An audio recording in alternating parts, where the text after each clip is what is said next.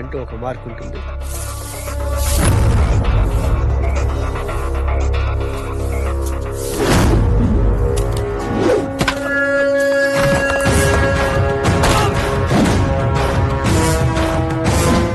వాడు మర్డర్ చేస్తే మన్నాడు న్యూస్ లో చూడటం తప్ప పోలీసులు ఏమీ చేయలేకపోతున్నారు.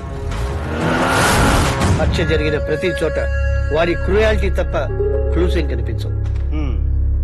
వాడికి రాజకీయంగా సపోర్ట్ ఉండటం వల్ల క్రైమ్ ను కూడా బిజినెస్ లాగే చేస్తున్నాడు. వాడు ఒక్కసారి డీల్ ఒప్పుకున్నాడు అంటే ఎప్పుడు ఎవరిని ఎలా చంపుతాడో ఎవ్వరికీ తెలియదు.